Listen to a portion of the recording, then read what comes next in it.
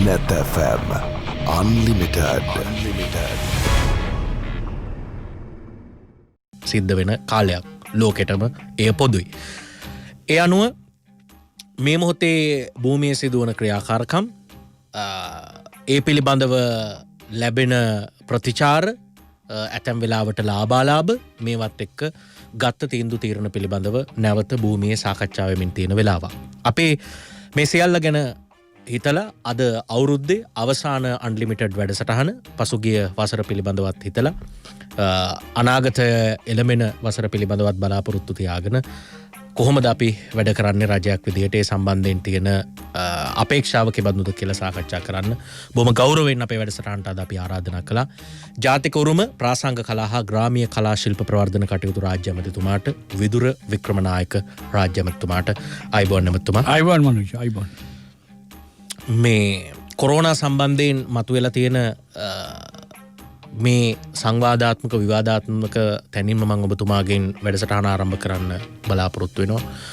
මේ කොරෝනා නිසා මේ යන සිරුරු ආදාහනය කරනවාද බොහොම දාන කරනවාද කියන කාරණය තවමත් සාකච්ඡා වෙමින් තිබෙනවා.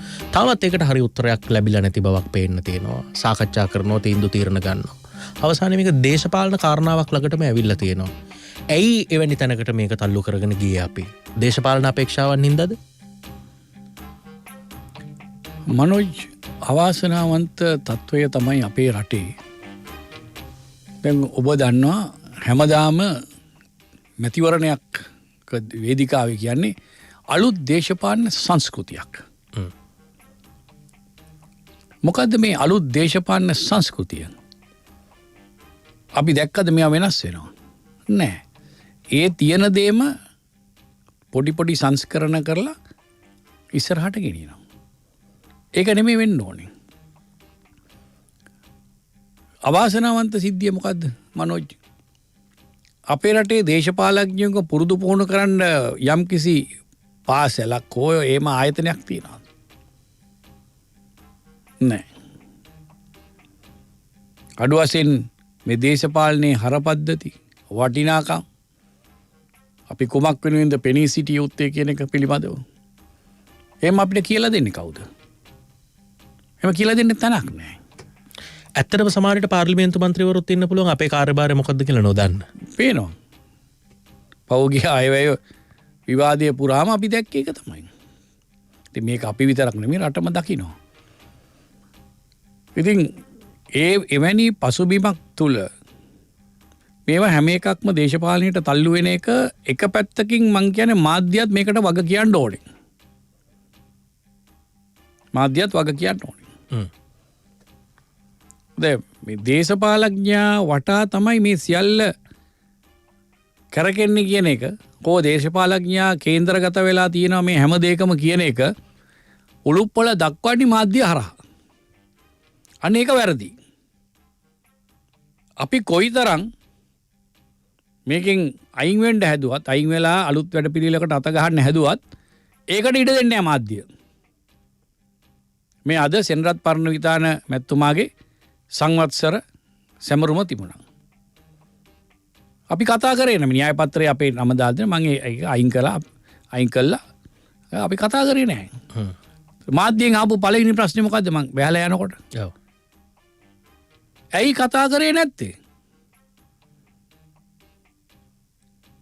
මේව වෙනස් වෙන්න ඕනේ. මේවා දේශපාලඥයෝ කතානායකලා වගේ කතා කර කියන දේව ඒවා ගිරව් වගේ ඔය කියෝනේ කරන්නේ. ඒකමනේ මෙතනත් වෙන්නේ. දැන් මේ දේශපාලඥයෝ හදනවා මේ වෛද්‍යවරු වෙන්න. එහෙම නැත්නම් සෞඛ්‍ය පිළිබඳ ප්‍රවීණයෝ වෙන්න, විශේෂඥයෝ වෙන්න. ඒ හරියන්නේ. මේක ඒ අයට බාර දෙන්න. ඒ අය තීන්දුව දෙන්න ඕනේ. අපි නෙමෙයි. දැන් මේක ආගමික ප්‍රශ්නයක් වෙනවා. දේශපාලනික ප්‍රශ්නයක් වෙනවා. සමහර පක්ෂ මේකට විරුද්ධයි කියනවා. සමහර පක්ෂ කියනවා මේක හොඳයි කියලා. මේ පක්ෂවල ප්‍රශ්නයක් නෙමෙයි. මේක රටේ ප්‍රශ්නයක්. ඉතින් කරුණා කරලා අපි සියලු දෙනාගේම ඉල්ලන්නේ මේ වෙලාවේ අපි හැමෝම එකතු වෙන්න ඕනේ. විරුද්ධ පක්ෂ වලටත් කියනවා අපි එකතු වෙමු. මේක ජාතික ව්‍යසනයක් හැටියට අපි දකිනවා. ඒ කවුරු කාටවත් කියන්න බෑ එහෙම නෙමෙයි කියලා. එහෙමනම් අපි සියලු දෙනා මේකට එකතු වෙලා එක එක්කෙනාට ඇඟිල්ල දික් කර කර ඉන්නේ නැතුව අපි එකට එකතු වෙලා මේකට විසඳුමක් හොයමු. ඇත්තටම වෙලා තියෙන්නේ අඩියක් පස්සට තියන්න තියෙන අකමැත්තද එක අතකින්. දැන් ලෝක සෞඛ්‍ය සංවිධානය ආදාහනය සහ භූමදානය දෙකම කරන්න පුළුවන් කියලා තියෙන වෙලාවක මුල්ම කාලේ පහුගිය වතාවේ සෞඛ්‍ය අධ්‍යක්ෂ ජනරාල්වරයා ගැහුව ගැසට් එකක්. අපි ආදාහනය කිරීම පමණයි කරන්න කියලා. ඊට පස්සේ මේක සමාජ සංවාද ඇති වෙනකොට අවශ්‍යතා පිළිබඳව කතා කරද්දී ආගමික මතවාද වගේ දේවල් තියෙද්දී ඒ කණ්ඩායම්වල අවශ්‍යතා පිළිබඳව කතා කරද්දී ගැසට් එකෙන් ආයි පස්සට යන්න තියෙන අකමැත්ත හරි ආයි පස්සට යන්න තියෙන බැරිකමද මේ තියෙන්නේ? විද්‍යානුකූලව වඩා ප්‍රායෝගික දෙයක් කරන්න ඕනේ. මට කියන්න තියෙන එච්චරයි. ඔව්. හැබැයි දැන් මෙතන ඉන්නේ දේශපාලනඥයෝ, ආගමික නායකයෝ, ආගමික සංවිධාන. ඒව ගණන් ගන්න ඕනේ නැහැ. ඕ දැන් එහෙම තැනකට නේ ඇවිල්ලා තියෙන්නේ. ඒව ගණන් ගන්න ඕනේ නැහැ. ඒව ගණන් ගන්න නැතුව සෞඛ්‍ය විශේෂඥයෝ ඒ බලධාරීන් මේකට තීරණයක් දෙන්න, තීන්දුවක් දෙන්න. ඔව්. දැන් ඒ සම්බන්ධයෙන් අපි දැන් ලංකාවේ එක තීරණයක් ගන්න පුළුවන්, තව රටක තව තීරණයක් ගන්න පුළුවන්. තීරණය ගත්තට පස්සේ ඒ තීරණේ තමයි කවුරුණත් ඉන්නේ. හැබැයි ලෝක සෞඛ්‍ය සංවිධානය කියලා තියෙනවානේ ඒ අවස්ථා දෙකටම ඉඩ දෙන්න පුළුවන් කියලා. ඒ එහෙමනම් ලෝක සෞඛ්‍ය සංවිධානයත් එක්ක කතා කරලා එහෙමනම් ප්‍රායෝගික වැඩපිළිවෙලක් මේකට හදන්න. එහෙම නැතුව එක තැනකම විතරක් එල්බගෙන ඉන්නේ නැතුව වඩා උචිත වඩා ප්‍රායෝගික දේ කරන්න. ඒකයි කරන්න තියෙන්න ඕනේ. ඒක ඒ තීරණේ ගන්න ඕනේ අපි නෙමෙයි, දේශපාලඥයෝ නෙමෙයි. මනෝජ් අපිට තීරණ ගන්න ඉඩ දුන්නාම අපි බොහෝ වෙලාවට වැරදි තීරණ ගන්නේ දේශපාලඥයෝ හැටියට. මේ වෙලාවේ හරියන්න පුළුවන්. නමුත් අනාගතයට ඒක බරපතල ප්‍රශ්නයක් වේවි. අන්න ඒ හින්දා ඒ විශේෂඥයින්ට මේ තීරණය ගන්න ඉඩ දෙන්න. ඔව්. එහෙම ස්වාධීනව තීරණ ගන්න නිලධාරීන්ට, විශේෂඥයන්ට අපේ රටේ දේශපාලන නෙමෙයි අර ඔබතුමාම පටන් ගන්නකොට කිව්වේ අර අපි වෙනස් කරනවා කියන දේශපාලන සංස්කෘතිය වෙනස් නොවන එක. ඒක හැමදාම කරන වැඩේ හැමදාම කරනවාද? ඒ කියන්නේ නිලධාරීන් තමයි තීරණ ගන්න බව පේනවා. අත්සන නිලධාරීන්ගේ තමයි ඒ සඳහා පොළවවන්න පුළුවන් දේශපාලනඥයන්ට ඕන. දේශපාලඥයන්ගේ කාර්යභාරය තමයි සම්බන්ධීකරණය. මේ අපේ දියුණුව සහ සංවර්ධනය සම්බන්ධීකරණය කිරීමයි දේශපාලඥයෙකුගේ වගකීම විය යුත්තේ. එතකොට එතෙන්දී අතරමැදියෙකු හැටියටයි කටයුතු කළ යුත්තේ. අවශ්‍ය ප්‍රතිපත්තිමය තීරණය අපි ගන්න ඕනේ. දැන් පාර්ලිමේන්තුව කියන්නේ ව්‍යවස්ථාදායකයනේ. ව්‍යවස්ථාදායකය තුළ තමයි අනපනත් හැදෙන්නේ.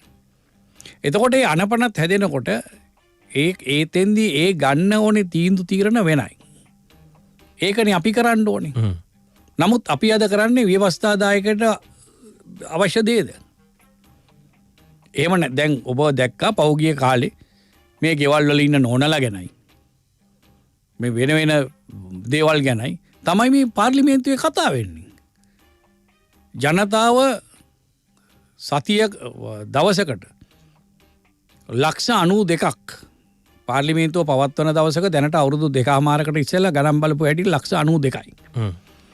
ලක්ෂ 92ක් වියදම් කරලා පාර්ලිමේන්තුව පවත්වන්නේ මේකටද? එතකොට පාර්ලිමේන්තුවෙන් ප්‍රතිඵල ලැබෙන ඵලය කුමක්ද? ඒ ඵලදායීතාවයක් තියනවාද? එහෙම නැත්නම් මේක නිකන් අර නාඩගම් මඩුවක් වගේ තැනකට පත් වෙනවද? අපි එකිනෙකා පෙනී සිටින්නේ කවුරුන් වෙනුවෙන්ද? ජනතාව වෙනුවෙන්ද? එසේ නැත්නම් අපේ නායකයන් යයි කියා ගන්න අපේ පක්ෂය වෙනුවෙන්? එහෙමද? ඇයි අපිට හරි වැරද්ද තෝරලා බේරලා කිරලා මැනලා ඒ ගැන කතා කරන්න බැරි? ඇත්තට මේක ප්‍රශ්න කරන්න ඕන තැනක් නේද? ජනතා නියෝජිතයෝ 2 කෝටි 20 ලක්ෂයකට පාර්ලිමේන්තුවේ ගිහිල්ලා වාඩි වෙන්න බැරි නිසා, මුදල් බලය අරගෙන ඒවා පාවිච්චි කරන්න බැරි නිසා, නීති අනපනත් හදන්න බැරි නිසා නියෝජිතයෝ ප්‍රමාණයක් ජනතාව යවනවා. ඒ ජනතාවගේ නියෝජිතයෝ ඇත්තටම ඔවුන් වෙනුවෙන් නෙවෙයි වෙන්නේ දේශපාලන පක්ෂවල අවශ්‍යතාව වෙනුවෙන් පක්ෂයේ සාමූහිකත්වය, මණ්ඩලයේ සාමූහිකත්වය කියලා තමන්ගේ කණ්ඩායම ගන්න ඕනෑම තීරණයක් වෙනුවෙන් පෙනී හිටීමනේ පක්ෂපාතීත්වය කියන ඒකත් එක්ක ඔය සමාජගත කරලා තියෙන්නේ. මනෝජ් දේශපාලඥයෙක් වුණාම දේශපාලඥයෙක් වෙන වෙලාවල් තියෙනවා, රාජ්‍ය තාන්ත්‍රිකයෙක් වෙන වෙලාවල් තියෙන්නට ඕනේ. පාර්ලිමේන්තුව ඇතුළට අපි යන්නට ඕනේ රාජ්‍ය තාන්ත්‍රිකයෙක් හැටියට. දොරෙන් ඇතුල් වෙනකොට අපේ තියෙන අපේ පක්ෂවලට තියෙන ලැදිකම අපේ තියෙන්ෙන්නාව පුද්ගලික න්‍යායපත්‍ර මේවා ඔක්කොම පැත්තකින් තියලා ඕනේ දොරකොඩ ළඟ තියලායි අපි ඇතුල් වෙන්න ඕනේ. ඒ ඇතුල් වුණාම තමයි අපිට රට ගැන පේන්නේ. රටේ තියෙන ප්‍රශ්න ගැන ගැටලු ගැන ඒක කාගෙන්ද කොයි පැත්තෙන්ද ඉදිරිපත් වෙන්නේ කියන එක නෙමෙයි වැදගත් දේ. ඒකට ලබා දෙන විසඳුම සාමූහික පාර්ලිමේන්තුවක් හැටියට 225 හැටියට. කවුද ඇත්තට දොර ළඟ තියලා යන්නේ? අඩුතර විදුර වික්‍රමනායක රාජ්‍ය ඇමතුමාවත් තියලා යනවාද ඒක? මං ගැන කතා කරන්න හොඳ නෑනේ මනෝජ්. අපි ගැන කතා කරන්නේ හොඳ නෑ. අපිව කවදා හරි ඉතිහාසය සහ මිනිසුන් විසින් කවදා හෝ තීරණයක් දෙයි. මම මේ තීරණයට ඉඩ දෙනවා. එහෙම තියලා ගිහිල්ලා පවතින්න පුළුවන්ද රාජ්‍ය ඇමතුමා? පුළුවන්. පුළුවන් නේ. පුළුවන්. අත්දැකීමෙන්ද කියන්නේ? ඔව්.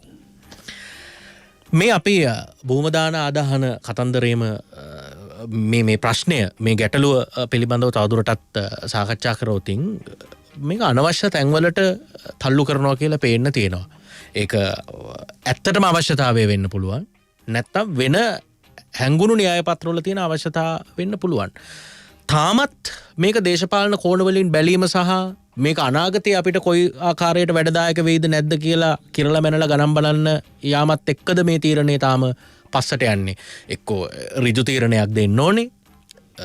එක වෙලාවකට රැස් වෙනවා. ඒ පිළිබඳව වාර්තා ඉල්ලනවා. තා පැත්තකින් සෞඛ්‍ය අධ්‍යක්ෂ ජනරාල්වරයා කලින් ගත්තු තීරණයම ක්‍රියාත්මක කරන්න ඕන කියලා කියනවා. දැන් පහුගිය දවසක ජල සම්පාදන ඇමතුමාගෙන් අහලා තිබුණා භූමි පිළිබඳ විස්තරය. එතුමා ඔන්න ගැඹුරු තැන්වලම වතුර තියෙන තැන් දෙකක් බලලා යෝජනා කරලා තිනවා. ඒ කියන්නේ මේක එක පැත්තකින් සලකා බලන්න කැමතියි වගේ කියවෙනවා. තව පැත්තකින් තිබුණු නිර්දේශ ක්‍රියාත්මක කරන්න කියවෙනවා. තව පැත්තකින් ඉල්ලීම් තියෙනවා. මොකද්ද මේ? ඔබ කියන විදිහට මේ ගැන අතක ගයින්දලා හරියන්නේ නැහැ. මේකට ඍජු තීරණයක් දෙන්න ඕනේ. ඍජු තීරණයක් දෙන්න බැරි නම් නිලධාරීව ගෙදර යවන්න. අන්න දේශපාලඥයන්ගේ කරන්න ඕනේ වැඩේ. ඍජු තීරණයක් දෙන්න බැරි නිලධාරීන් ඉන්නවා නම් ඒ අයට අයින් වෙන්න කියන්න ඕනේ. පුළුවන් කෙනෙක් එන්න ඍජු තීරණයක් දෙන්න පුළුවන්. මම දකින්නේ එච්චර මේක බොහොම සරලයි. දැන් අපි දෙන්නත් මේක සංකීර්ණ කරගන්නවා කියලා මට හිතෙනවා මේක ගැන කතා කරන්න කියලා.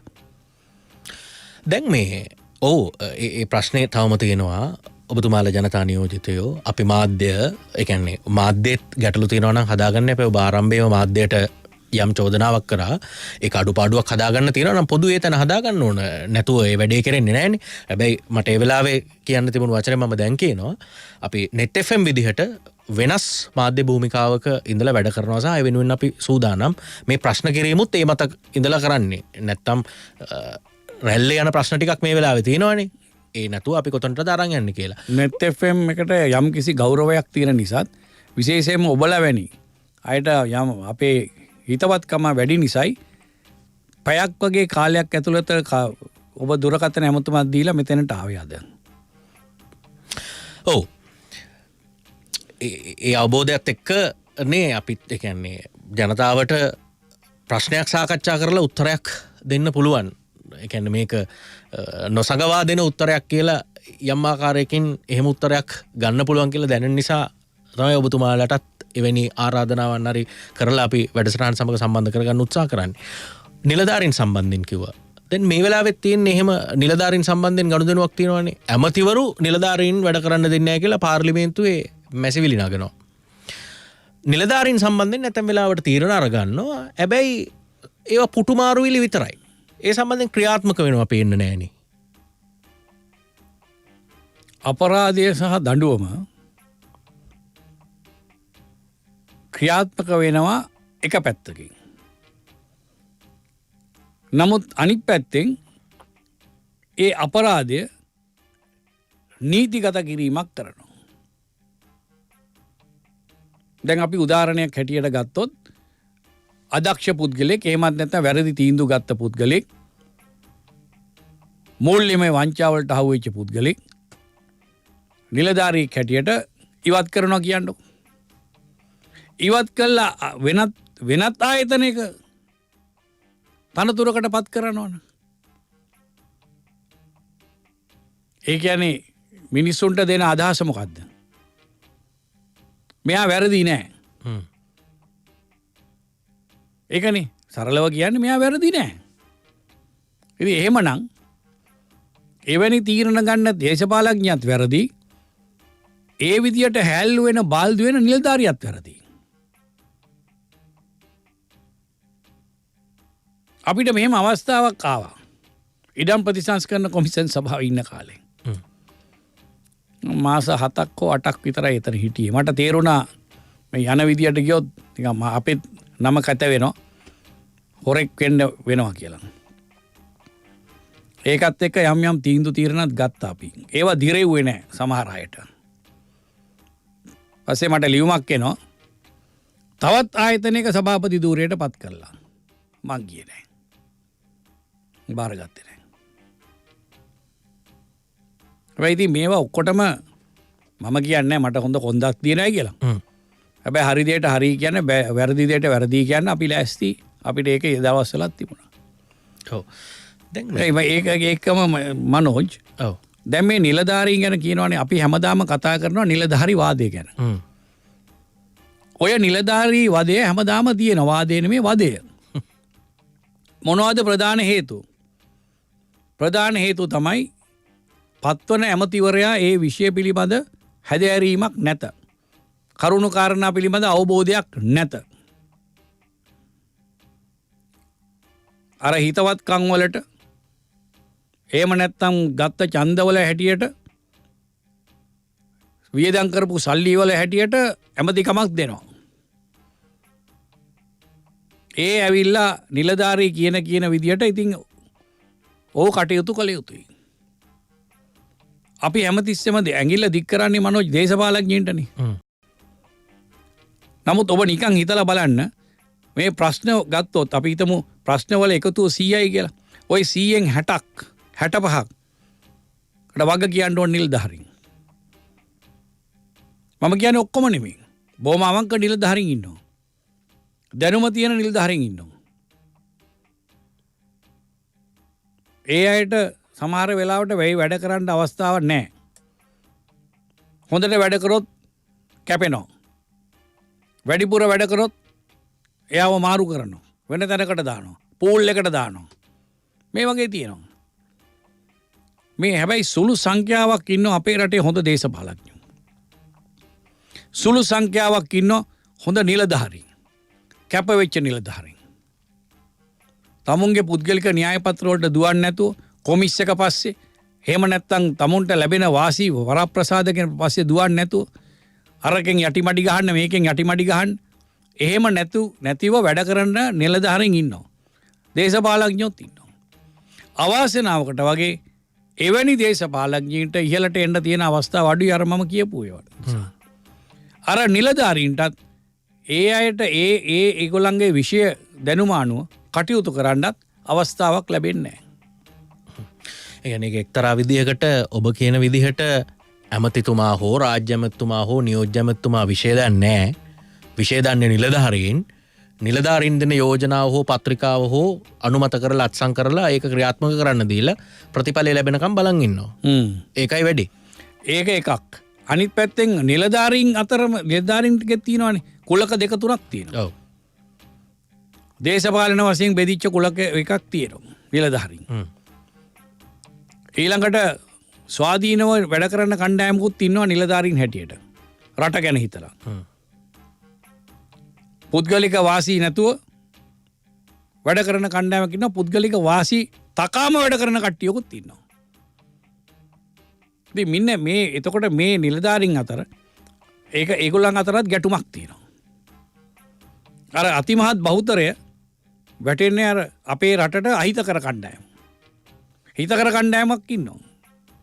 හැබැයි හිතකර කණ්ඩායමට වැඩක් කරන්න දෙන්නේ නැහැ. ඒක තමයි තත්ත්වය. දැන් උදාහරණයක් විදිහට පහුගිය දවසක අපිට අහන්න ලැබෙනවා සතොස් ආයතනයේ සීනි වංචාවක් ගැන. ඒක පාර්ලිමේන්තුවෙත් කතා වෙනවා. ඉන් එළියෙත් කතා වෙනවා. මාධ්‍ය සාකච්ඡා වලටත් එනවා. ඊට පස්සේ සතොස් සභාපතිතුමා අස් වෙනවා. එක තැනක කියනවා එතුමා අස් වෙනවා කියලා. එක තැනක කියනවා අස් කරනවා කියලා. මේ එකිනෙකට සම්බන්ධයක් තියෙන දේවල්ද? ඔව් මේ ඔක්කොම සම්බන්ධයි. මේ ඔක්කොම සම්බන්ධයි. මහා පරිමාණ ඩීල් සහ වංචා මේවා ඇතුලේ තියෙනවා. ඩීල් සහ ගේම්. මේ ඔක්කොම. එතකොට එතනින් එහාට කියලා මට හිතෙනවා මේක බැලූ බැල්මට සිද්ධ වෙච්ච කරුණු කාරණා හැටියට. ඒ කියන්නේ මේ එතකොට ඒක අස් වුණා හෝ අස් කරාම හරි මේ ප්‍රශ්නේ විසඳෙනවද ඉවරයිද? නේ ඉතින් මං කිව්වේ. දැන් වෙන තැනකට දානවා. වෙන තැනකට දැම්මට පස්සේ එතනින් මේ කතන්දර ඉවර කරන්න බලාගෙනනේ මේ අස් කරන්නේ. ඔව්. වෙන තැනකට දානවා.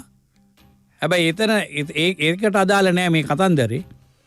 හැබැයි මේ කතන්දරේ ඊට පස්සේ එහෙමම යට යනවා. පාඩුවමයි. පාඩුවමයි. දැන් උදාහරණයක් විදිහට පහුගිය සතියන්තයේ ප්‍රවෘත්තියක් පළ වෙනවා.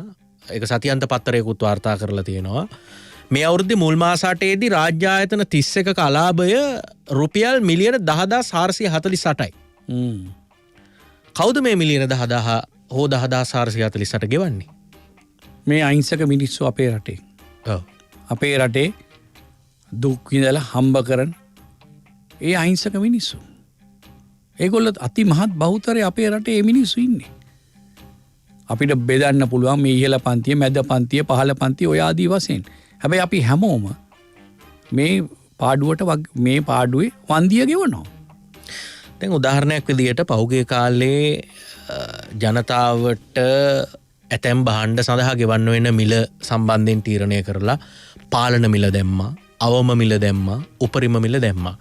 එක තැනක කියවුණා සීනි සඳහා රුපියල් 85ක පාලන මිලක් දානවා. 120ට සීනි අරගෙන ආයතනයක් 85ට දෙනවා. මොකක්ද ඒ පාලන මිල දැමිල්ලේ තේරුම? දැන් ඒ ඉලක්කම් හරිනම් අපි සාපේක්ෂව ගමු. 120 එකක් 85ට දුන්න කියන්නේ කිලෝ එකකින් 35ක් පාඩුයි. ඒකෙන් උපරිම මිලක් දැමීමේ පළක් තියනවාද ඇමතිතුමා? ඒ අහිමි වෙන මුදල තව කොහෙන් හරි යන්න එපා. මේ සමාගමෙන් හෝ බද්දෙන් හෝ ආනයනයෙන් හෝ ලැබෙන ලාභයක් නෙමෙයිනේ. වැඩි මිලට තියෙන එක අපි දෙනවා අඩුවට. මනෝජ් අපේ රටේ තියෙනවනේ විගණන දෙපාර්තමේන්තුව කියලා එකක්. විගණකාධිපතිවරයෙක් සහිතව ඒකේ කාර්ය මණ්ඩලයක් ඉන්නවා. ඔය සෑම රාජ්‍ය ආයතනයකටම විගණන විමසුම් ගෙනවා. ඊට පස්සේ දැන් මේ 2020 ඉවර වෙනවනේ. ඉවර වුණාට පස්සේ තව මාස 2-3ක් යනකොට මේක එනවා මේ කරපු දේවල් මෙන්න මේවා පාඩුයි. මේවා කෝ මේ මුදල් ටික කෝ මේවා ටික මේවා හරියට නැහැ කියලා. මට කියන්න ඔය හරි ගස්සපු තැනක් තියනවාද කියලා. හරි ගැස්සුවා නම් අපේ රට මේ වගේ තැනකට එනවද? දැන් පාර්ලිමේන්තුවේ තියෙනවනේ කෝප් කියන කමිටුව. ඔය කෝප් කියන කමිටුවටත් ගෙන්නනවා. ගෙන්නුවානේ. දැන් මහ බැංකුව පිළිබඳව ඒ බැඳුම් කර වංචාවේ මේ කෝප් කමිටුවෙන් ඒකේ අනාවරණය කරලා ඒ කටයුතු සිද්ධ වුණා. මොකද්ද වෙලා තියෙන්නේ කියන්නකො අද වෙනකන්? අපි මේ සිංගප්පූරුවේ ඉන්න කෙනෙක් ගැන කතා කරනවා. හැබැයි සිංගප්පූරුවේ නැතුව මේ රටේ ඉන්න අය ගැන ගත්ත පීවර මොකද්ද? දැන් මේවා දැන දේශපාලනඥයන් කතා නොකරන්නේ. ඔබතුමාලා කතා නොකරන්නේ සාමූහික වගකීම හින්දාද? නෑ. ඒ කියන්නේ ඒකේ අවාසිය වෙන්නේ අපේ ආණ්ඩුවට.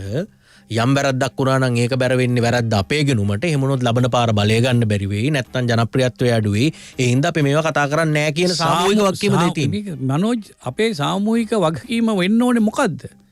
පළවෙනියටත් රට, දෙවනුවත් රට, තුන්වෙනුවත් රට. හැබැයි පළමුව සහ දෙවනුව තෙවනුව හැම අවස්ථාවකදීම මුලට තියෙන්නේ බලය නේද? නෑ. ඉතින් එහෙම තියෙන නිසා තමයි ඒක වෙන්නේ. නමුත් එහෙම වෙන්න බෑ. මම කියන්නේ මේකේ වෙනස් වෙන්න ඕනේ. මේක බලය සඳහා කරන වැඩපිළිවෙලක් නෙවෙයි. අපිට බලය ලබා ගැනීම සඳහා නම් බොහොම සිල්ලර වැඩ කරන්න පුළුවන්.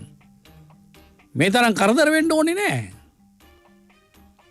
බලය සඳහා කරන්න බඩු අඩු කරන්න ඒව කරන්න කරගෙන යන්න ওই ටික කරලා ඒවම් කරලා මේ ඡන්දයක් අරගෙන දිනාගමු. ඒක නෙමෙයිනේ අපි කරන්න ඕනේ. අපි කරනවා නම් කරන්න ඕනේ මිනිස්සු හැටියට අමාරු දේ. ඒකයි අභියෝගය.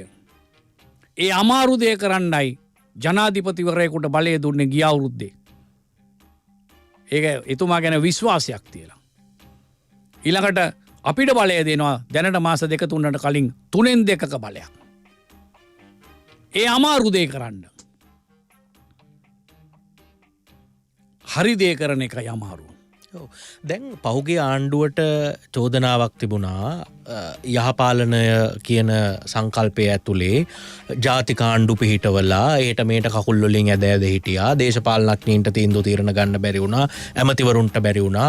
නිලධාරීන් බය වෙලා හිටියා. එහෙම කියලා එහෙම නැතුව හරි තීන්දුව ගනී, නියම වෙලාවේ තීන්දුව ගනී, එඩිටර් තීන්දුව ගනී කියන බලාපොරොත්තුවකින් ඒ ආණ්ඩුව පරාජයට පත් කළේ, රජය පරාජයට පත් කළ අලුත් රජයක් බිහි කළා. ඒ අපේක්ෂාවන් ඉෂ්ට වෙනවද ඔබතුමාට අනුව? ඒ කියන්නේ එහෙම දැනෙන තීන්දුව ගන්නවද? මනෝජ් 2015 සිද්ධ වෙච්ච වෙනසත් ඕක නිසාම නෙමෙයිද සිද්ධ වුණේ? ඔබ කියපු සිද්ධාන්ත නිසා නෙමෙයිද? ඔව්. මම එකගයි ඔබතුමාත් එක්ක. ඔව්. එතකොට කියන්නේ සමාජ සංවාදයක ප්‍රතිඵලයක්. මේක මේවා මිනිස්සුන්ගේ එකයි මිනිස්සුන්ගේ අපේක්ෂාවන් සහ බලාපොරොත්තු එක තැන තියෙනවා. එක තැනක තියෙනවා. ඒ එක තැන තියෙන අතරතුර රට එන්න එන්න අගාධයට යනවා. ක්‍රියාත්මක වෙන්නේ හැම එකම තලයක යන ප්‍රතිපත්තියක්. මොකද්ද ප්‍රතිපත්තිය? බඩ වඩා ගැනීම, පිට කැසීම, එකිනෙකා කෙරෙහි නිකන් ෂෝ එකට නිකන් බොරුවට චෝදනා එල්ල කරගෙන පසුව ෂේප් කරගන්න අන්න එහෙම වැඩපිළිවෙලක් යනවාද කියන. එහෙම වැඩපිළිවෙලක් තියනවාද කියන එක පිළිබඳ සැකය දැන් මෝදු වේගෙන එනවා. පාස්කු ප්‍රහාරය පිළිබඳව මේ වෙනකොට අරගෙන තියෙන ක්‍රියාමාර්ග මොනවද? අපි කොමිසමක් තියලා තියෙනවා. මේ කොමිසමට තියෙන බලය මොකද්ද? නෛතික බලය මොකද්ද කොමිසමට? ඒ කියන්නේ මේකට දෙන්න පුළුවන්ද කිසියම් දඬුවමක් නියම කරන්න පුළුවන්ද? අර අපරාධ යුක්ති විනිශ්චය කොමිෂන් සභාව මන් දන්නේ මනෝජ් ගැන කතා කියවලා තියනවාද කියලා. 970 ගණන් වල තිබුණා. එතකොට ඒ වගේ යම් කිසි බලයක් තියනවාද? ඒම බලයක් නැති කොමිසමක ඇති වැඩේ මොකද්ද? මනෝජ් අපේ රටේ කොමිසම් කීයක් නම් තියුණාද? ඒ කොමිසම් වලින් සිද්ධ වෙච්ච දේ මොකද්ද? මොනතරම් මුදල් නාස්තියක් වුණාද මේ කොමිසම් හරහා? ඊට වැඩිය මේ රටේ නීතියක් තියෙනවා. ඇයි අපි මේ නීතියට යන්නේ? අපරාධ නීතිය ක්‍රියාත්මක කරන්න පුළුවන් මේ පාස්කු මේ අයට විරුද්ධව. අපිට මේක මේ අවුරුදු 5ම කරගෙන යන්න පුළුවන් මේ කොමිසමේ තොරතුරු ඔය. ඊළඟට ආණ්ඩුව අපි හිතමු අපි පෙරළුණා. වෙන කට්ටියක් ආව. මොකද වෙන්නේ? මේක නවතිනවනේ. ඊට පස්සේ නැවත මේක ආපහු මතුවෙන්නේ.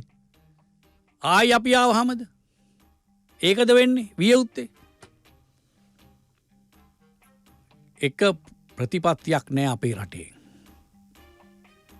කිසි එකකට නෑ. එක දෙයකට ඇරෙන්න. බඩ වඩා ගැනීම. ඒකට කවුරුත් එකගයි.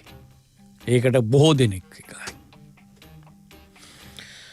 හොඳයි, අපේ බලාපොරොත්තුත් එක්ක සිද්ධ වෙන දේ ගැලපෙනවද? අපි තවදුරටත් සාකච්ඡා කරමු. අපිට කලින් ප්‍රවෘත්ති විරාමය ලබා ගන්නවා. විදුර වික්‍රමනායක රාජ්‍ය ඇමතුමත් එක්ක අපි අද අන්ලිමිටඩ් සංවාදයේ තියලා ඉන්නේ. Net FM Unlimited. හොඳයි, අපි නැවතත් Net FM Unlimited සමග Net FM ඔස්සේ ඔබ අහන්නේ, Facebook ඔස්සේ ඔබ බලන්නේ. අද වැඩසටහනට අපි ආරාධනා කළේ ජාතික උරුම ප්‍රාසංග කලා හා ග්‍රාමීය කලා ශිල්ප ප්‍රවර්ධන කටයුතු රාජ්‍ය ඇමතුමා විදුර වික්‍රමනායක රාජ්‍ය ඇමතුමාට. ඔබතුමාගේ හැදෑරීමත් එක්කත් සම්බන්ධයක් තියෙන පසුගිය වතාවේ ඔබතුමා දරපු වගකීමත් එක්ක කෘෂිකර්මය සම්බන්ධයෙන් වන කාරණාව. අපි මේ විශාල වශයෙන් කෘෂිකාර්මික නැඹුරුවකට යන්න උත්සාහ කරන බවක් පේන්න තියෙනවා. ඇත්තටම ඔබතුමා විශ්වාස කරන විදිහට අපිට එහෙම කෘෂිකර්මාන්තයෙන්ම දියුණු වෙන්න පුළුවන්ද? මම ඒකට අහන්න හේතු විදිහට අපි බැලුවොත් අපිට තියෙන සීමිත ඉඩ කඩක්. ජනගහනයේ සීග්‍රේන් වැඩි වෙනවා. දැන් ඕස්ට්‍රේලියාව වගේ රටක් ගත්තොත් ජනගහනය අපිට සමානයි. මිලියන 22 විතර ජනගහනයක් ඕස්ට්‍රේලියාවෙත් ඉන්නේ. අපිත් එපමණ ජනගහනයක්. ඕස්ට්‍රේලියාව මහද්වීපයක්, විශාල ඉඩම් ප්‍රමාණයක් තිබෙනවා. ඔවුන්ට එහෙම ඉඩ තියෙනවා. හැබැයි අපේ ජනගණත්වයත් වැඩි, තියෙන ඉඩම් ප්‍රමාණයත් සීමිතයි. එන්න අවශ්‍යතාවත් වැඩි වෙනවා. මෙවැනි කාරණා මත පදනම් වෙලා බැලුවොත් අපි කෘෂිකාර්මික නැඹුරුවකින් අපිට දියුණු වෙන්න පුළුවන්ද? දියුණුව කියන එක ඔබ කියන්නේ මොකද්ද දියුණුව? අන්න එක තමයි තියෙන ප්‍රශ්නේ. ආර්ථිකමය සංවර්ධනයක් වත් අපිට ඇති කරගන්න පුළුවන්ද? ඒක අපිට ඉස්සරහට තව සාකච්ඡා කරන්න පුළුවන් පැති කීපයක් ඔස්සේ තියෙනවානේ. ඔබ ආරම්භයේදී මේක මතු කරලා ගත්තා. අපේ රට අතීතයේ කෘෂිකාර්මික රටක් කියන එකවත් අනාගතයේ කොයි ආකාරයේ තියෙන රටක් කියන එකවත් නෙමෙයි ගැටලුව. ඔබ කියන්න උත්සාහ කර එකක් තමයි අපේ තියෙන සම්පත් මොනවද? එකක් භූමිය. මේ භූමිය අපිට තියෙන ලොකුම සම්පත. අපිට විතරක් නෙමෙයි ලෝකයේ හැම රටකටම තියෙන ලොකුම සම්පත භූමිය. ඒකනේ ওই භූමියටනේ මරාගන්නේ. භූමියට යුද්ධ කරන්නේ. එතකොට මේ භූමිය අපි හරියට පරිහරණය කරනවාද? මේ තියෙන වගාබිම් ප්‍රමාණය අපේ මිනිස්සුන්ට කණ්ඩ දෙන්න ඇද්ද? මේ ගැන දේශපාලඥයෝ යම් හැදෑරීමක් කරලා තියෙනවද? අපි කරන්නේ මොකද්ද? කැලෑ කප කැලෑ එලි කර තව තවත් කෘෂිකාර්මික භූමි වැඩි කරගන්න එකයි. ඒකක බිම් ප්‍රමාණයක අස්වැන්න වැඩි කරගන්න එක හිතන්නේ නැහැ. ඒකක බිම් ප්‍රමාණයක නිෂ්පාදන වියදම අඩු කරගන්න කොහොමද කියන එක හිතන්නේ නැහැ. අපි මේ හැමතිස්සෙම කියන්නේ මුළු අස්වැන්නම ගැන කතා කරලා කියනවා මෙච්චර ලොකු අස්වැන්නක් ලැබුණ හරි සාර්ථකයි අපේ වැඩසටහන. නමුත් කොච්චර වියදමක් කරලාද ඉඩම් වශයෙන්? කොච්චර වියදමක් කරලාද ඒකක බිම් ප්‍රමාණයක ඒ නිෂ්පාදනය ගන්න? අපි උදාහරණයකට ගමුකෝ වී අස්වැන්නේ අපි ඉන්නේ කොතනද? වී නිෂ්පාදනය කරන රටවල් බොහොමයකට වඩා පහළින් තමයි අපි ඉන්නේ. අස්වැන්න පැත්තෙන්. අස්වැන්න පැත්තෙන්. එතන ඒකක හෙක්ටයාරයක් කියන්නකො. ඒව නැත්තම් අක්කරේ කියන්න. ඔය මොන ඉඩම් මේකින් ගත්තත් ඒකක ප්‍රමාණයෙන් ගත්තත් අපි ඉන්නේ පල්ලෙහා. මේක වැඩි කරන්න පුළුවන්ද? පුළුවන්. නිෂ්පාදන වියදම අඩු කරන්න පුළුවන්ද? පුළුවන්. මං නැවත වතාවක් කියනවා. ඒ විෂය සම්බන්ධව ඇමතිවරයා මේ පිළිබඳව දැනුවත්ද? ඒ විෂය පිළිබඳව පත්වෙන නිලධාරීන් මේ පිළිබඳව දැනුවත්ද? මේ ගැටලුවයි තියෙන්නේ. ඒකත් එක්කම කෘෂිකර්මයේ ඉන්නවා මහා තඩි මීයෝ. පෝර ලේකම් කාර්යාලයෙන් දියර කාබනික දියර පෝර කියලා කෝටි ගණනක් වටින දියර පෝර වගේක් ගෙනල්ලා අවුරුදු ගාණක් තියාගෙන හිටියා, දුන්නේ නැහැ ගොවි ජනතාවට. ඔබ දන්නවද මේ කරන මගෝඩි කොමද්ද කියලා? මේගොල්ලෝ ගෙන්නනවා ප්‍රමිතියෙන් අඩු පෝර. ප්‍රමිතියෙන් අඩු පෝර ගෙන්නනවා. ප්‍රමිතියෙන් අඩු පෝර ගෙන්නන්නේ ප්‍රමිතියෙන් වැඩි පෝරවල මිල දාලා. එතකොට එතන වාසියක් එනවා. හරි. ඊළඟට මේකට දෙනවා දැන් සහතිකයක් දෙනවා, නිකුත් කරනවා මේක නොසුදුසුයි කියලා. පෝර හිඟියක් මවනවා. ඇති කරනවා.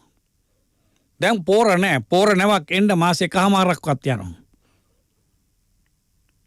හැබැයි අපේ ගබඩාවල පෝර තියෙනවා කියලා එතකොට දැනුම් දෙනවා. දැන් හිර වෙනවා රජයේ. ගොවිය උද්ඝෝෂණය කරනවා පෝර ඉල්ලලා. දැන් මොකද්ද ගන්න විකල්පය? අන්න අර පෝරතොගේ නිදහස් කරනවා. එතකොට දෙපාරක් මේකෙන් ලාභ ගන්නවා. දෙපාරක් වාසි. දෙපාරක් වාසි. දැන් ඔය දන්න දේවල්නේ ඕවට මොනවද කරන්න පුළුවන්? මේවට මොකද කරන්න බැරි? ඇයි මේවට කරන්න බැරිද? ඇයි අපිට මේ ඇයි පළවෙනියටම මනෝජ් අපේ රටේ හදන්න ආහාර වලට ප්‍රතිපත්තියක්, කෘෂිකර්මයට ප්‍රතිපත්තියක්. අපි මේ ඔක්කොම කරන්නේ ආහාර සුරක්ෂිතභාවය වෙනුවෙන්නේ. ඔව් ඒකනේ. ඒ කියන්නේ ආහාර සුරක්ෂිතතාවය, ආහාර සුරක්ෂිතභාවය සහ සුරක්ෂිතතාවය කියන්නේ වෙන එකක්. සමස්ත අස්වැන්නම රට ඇතුලේ හදනවා කියන්නේ තව එකක් නේ. දෙකක් නේ. දෙකක්. ඒ කියන්නේ සමස්ත අවශ්‍යතාවයම රට ඇතුලේ හදනවා කියන්නේ තව එකක් නේ. දැන් සමහර මේ දේවල් තියෙන්න පුළුවන් අපිට ආනයනය කරන්න පුළුවන් අඩු වියදමකින්. හැබැයි අපි දැන් මන් දන්නේ මේක මොන වගේ තත්ත්වයකද දැන් උදාහරණයක් විදියට මේ වෙලාවේ කහ කිලෝ එකක් රුපියල් 4000ක් විතර වෙනවා වෙළඳපොලේ. හැබැයි මේක හරහා ඉස්සරහට ගොවියට හොඳ වෙන්න පුළුවන්. මේ වෙලාවේ ගොවියට හොඳ මිලක් ලැබෙනවා වෙන්න පුළුවන්. හැබැයි පාරිභෝගිකයට මොකක්ද වෙන්නේ?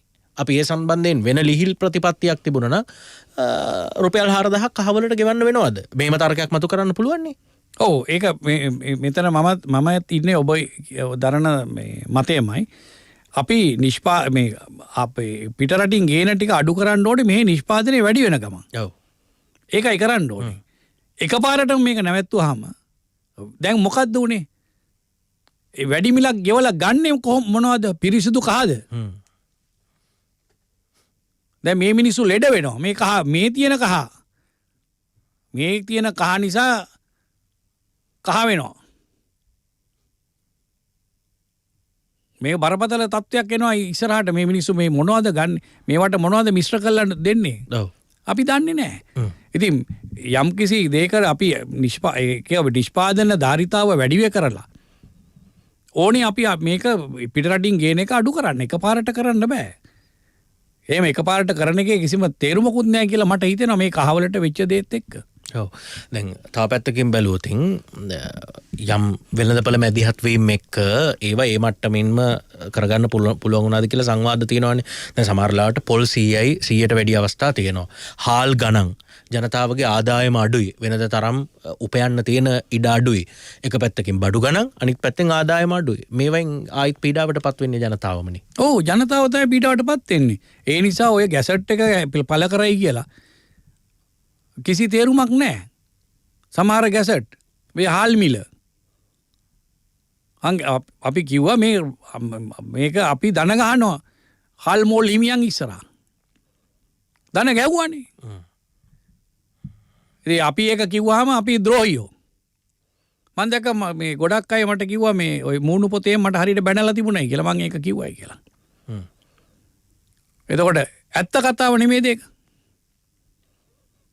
අපි කියනවා හාල් මිල රුපියල් 85යි. එතකොට මෝල් හිමියෝ ඇවිල්ලා කියනවා අපිට 85ට දෙන්න බෑ. අපිට දෙන්න පුළුවන් 100ට. එක්කෝ මේ ගැන කතා කරන්න ඕනේ කලින්. අපිට තියෙනවා දැන් සමහර අය කිව්වා මා ලොකු පඬිතකම් කිව්වා. මමත් ඒ සාකච්ඡාවේ හිටියා වාඩි වෙලා සාකච්ඡාව නෙවෙයි ඔක්කොමලා වගේ ඇවිල්ලා ඉතින් අපි ලෑස්ති කිව්වා හාල් දෙන්න මේ ගානට. අප්පුඩි ඇහුවා අපේ අය. අපේ ගබඩාවල තියෙන ධාරිතාව මොකද්ද? මේ රටේ සමස්ත නිෂ්පාදනයෙන් මම හිතන්නේ 10න් පංගුවක් විතරයි අපිට ගබඩා ඒත් නැහැ. ඒ කියන්නේ අවශ්‍යතාව නෙමෙයි සපුරන්න වෙන්නේ තියෙන ටික තමයි දෙන්න වෙන්නේ. ඉතින් මෙහෙම ආවට ගියාට මේ අපිට අපේ කන් වලට මීපැණි වක් කරන කතා කියලා වැඩක් නැහැ. මේක කටුක යථාර්ථයක් තියෙන්නේ. අපි හැප්පෙන්න ඕනේ ශක්තිමත් කණ්ඩායමක් එක්ක. හැබැයි අපි රජය කියන එක අමතක කරන්න එපා. අපි හැමතිස්සෙම අමතක කරනවා අපි රජය කියලා. එක පැත්තකින් වෙළඳපොළ ආර්ථිකයට ඉඩ දෙන්න යනවා. අනිත් පැත්තෙන් ජනතාව ආරක්ෂා කරන්න යනවා. ඒ දෙක මැද්දට හිර වෙලා රජය අපහසුතාවයටපත් වෙනවා. අප්‍රසාදයට. ඔව්. මේකට ඉඩ දෙන්නේ නැතුවමයි මේ හාල් අපිට වී වලට මේ හොඳ වැඩපිළිවෙලක් යොදන්න පුළුවන්. ඒ ගැන කිසිම තර්කයක් නැහැ. හැබැයි අපේ තියෙන ගබඩා පාසුකම් අනිවාර්යයෙන්ම වැඩි කරගන්න ඕනේ. ඔව්. දැන් මනෝජ් හැමදාම කියනවානේ මේ නත්තල් කාලෙට අවුරුදු කාලෙට මේ එළවලු මිල ඉහළ යනවා. ඔව්. ඕක අපි දන්න දවසේ ඉඳන් ඕක තිවිච්ච දෙයක් නේ. ඔව්. ඉතින් මේක කිය ඉඳලා වැඩක් නැහැ නේ. මේකට වැඩපිළිවෙලක් හදන්නකෝ. මේකට වැඩපිළිවෙලක් හදන්න රටේ 3න් එකක් ජීවත් වෙන්නේ බස්නාහිර පළාතේ. ඔව්. ඒතකොට බස්නාහිර පළාතේ අපි අලුත් වැඩපිළිවෙලක් හැදුවා නම් අර ගෘහ හදලා ඒවැ පැල හදෝලා එහෙම වැඩපිළිවෙලක් හදන්න ඕනේ. ඒගොල්ලන්ට උදව් කරන්න. හරිතාගාර වගේ ඒවා එම හදලා එම් වැඩපිළිවෙලක් හදලා එහෙම කරන්න තිබුණා. මොකද මේ ප්‍රශ්නේ තියෙන්නේ මේ බස්නාහිර පළාතේ.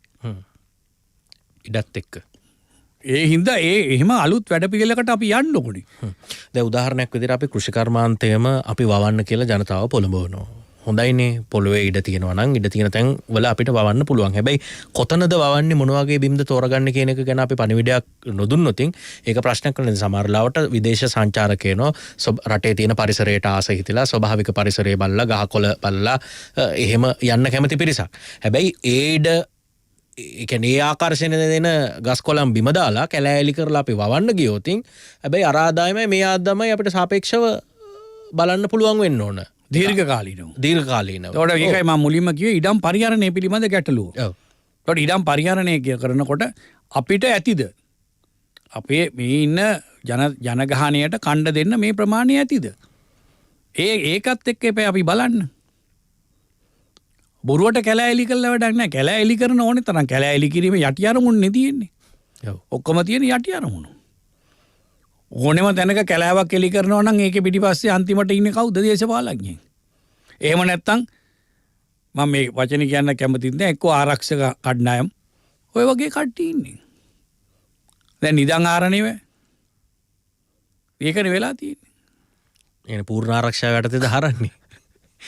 නේද? ඉතින් මේ මොකද්ද මේක මේ අපිට හරියට මේ කලමනාකරණයක් කරගන්න බැරි තත්ත්වයක් තියෙනවා.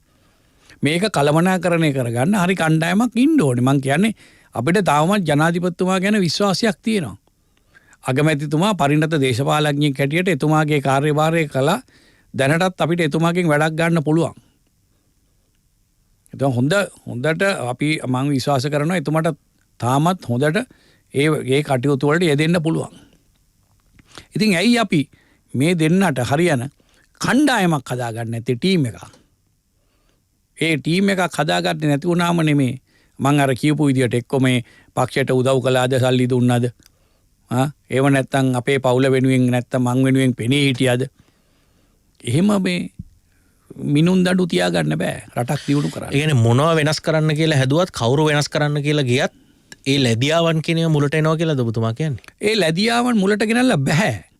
ලැබියාවන් මුලට එනවා. ඒක ඕනේ වෙලාවක කරනනේ. දැන් අපි වුණත් පෘථග්ජනයෝ හැටියට මනෝජ් කල්පනා කරන්නේ මනෝජ්ට හිතවත් අය. අපි දෝ මනෝජ්ට දුන්නයි කියලා ජනාධිපතිකම. එතකොට මනෝජ් බලන්නේ මම ටීම් එකට ගන්නේ කාවද? මට හිතවත් අය. මට දුන්නොත් ජනාධිපතිකම මම හිතන්නේත් ඒකමයි. හැබැයි එහෙම පුළුවන්ද? අපි මේ රට ගැන හිතන්න ඕනේ. ඒ රට ගැන හිතලා එහෙමනම් මගේ ටීම් එක වෙන්න ඕනේ. ඔබේ ටීම් එක වෙන්න ඕනේ. රට හදන කණ්ඩායම. yes sir නෙමෙයි. yes sir කණ්ඩායමක් නෙමෙයි අපිට ඕනේ. no sir we can do it this way කියලා කියන කණ්ඩායමක්. එහෙම නෙමෙයි. නමුත් මේ විදියට කරනොත් අපිට මෙතෙන්ට යන්න පුළුවන් කියලා පෙන්නන කණ්ඩායමක්. සාමාන්‍යයෙන් වෙන්නේ ඒ ඉක්මනට කැපිලා යන එකද? ඔව්. ඒ වුණොත් කැපෙනවා. වැඩි කල් දුවන්නේ. දැන් මේ ඔබතුමාගේ ෆේස්බුක් පිටුවේ ඔබතුමා මේ වැඩසටහනේ ඉන්නවා කියලා දැනගෙන කෙනෙක් දාපු ප්‍රශ්නයක් මම ඔබතුමාට ඉදිරිපත් කරනවා.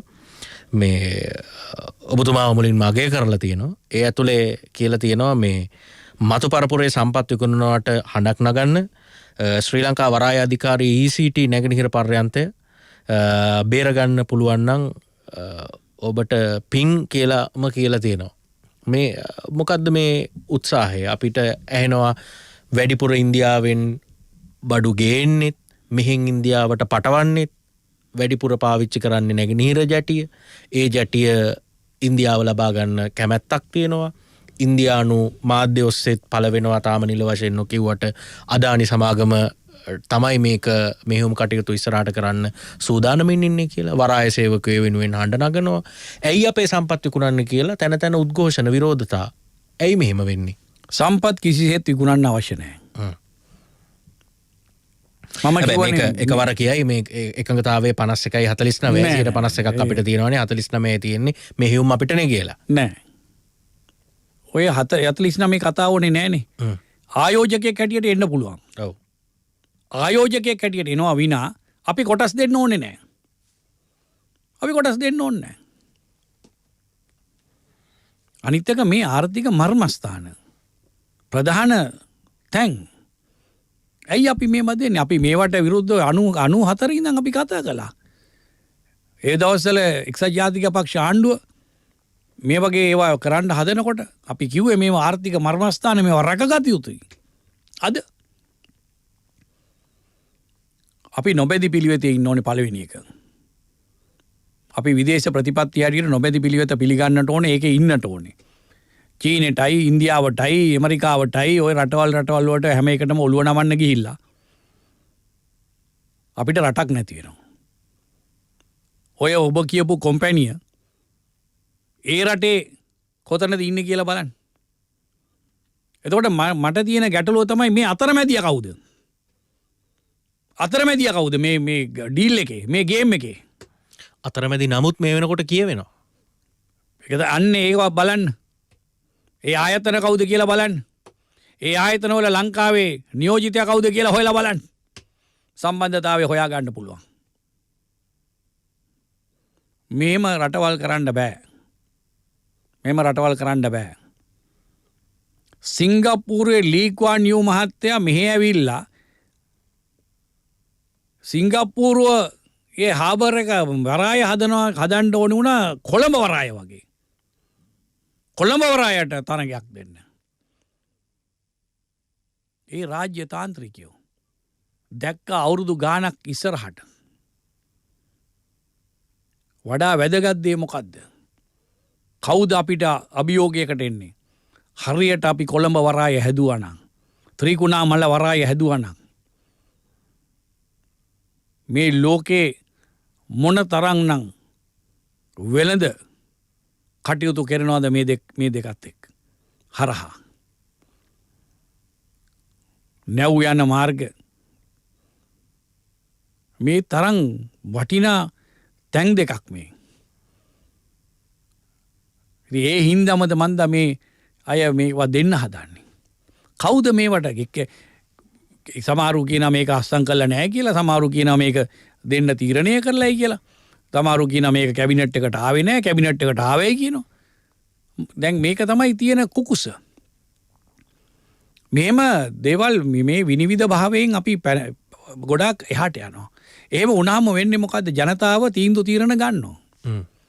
ඒ තීන්දුව తీරන උඩ තමයි ජරජයට අප්‍රසාදයේ හිමි වෙන්නේ.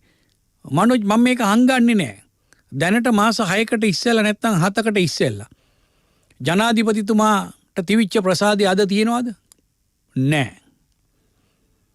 අපි ජයග්‍රහණය කරපු වෙලාවේ මැතිවරණේ ඒ තිවිච්ච ප්‍රසාදය අද අපේ රජයට තියෙනවද? නැහැ. අපි අවංකව කතා කළොත් කැබිනට් එකේ සාමූහිකත්වයේ කියන දේ තියෙනවා කියලා ජනතාවට පේනවද? නැහැ. විවිධ මත ඉදිරිපත් වෙනවා එකම දෙයක් ගැන. විවිධ මත ඉදිරිපත් වෙනවා. අපි කියන්නේ මේ මත තියෙන්නට ඕනේ. ඒක හොඳයි. අපි කියන්නේ ඒව නවත්තන්න ඕනේ කියලා. නමුත් රටක් හැටියට අපි ඉස්සරහට යනකොට එක අරමුණක් කරා යනකොට ඒකෙදි ගත්ත තීන්දුවත් එක්ක අපි ඉන්නට ඕනේ.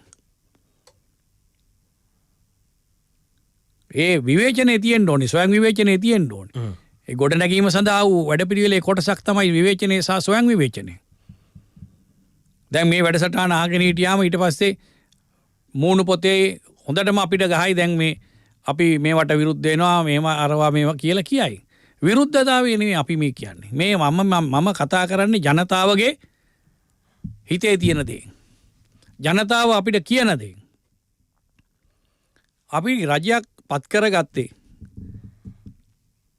ඒවා පරද්දන්න, ඒවා මේ කඩලා බිඳලා දාන්න නෙමෙයි.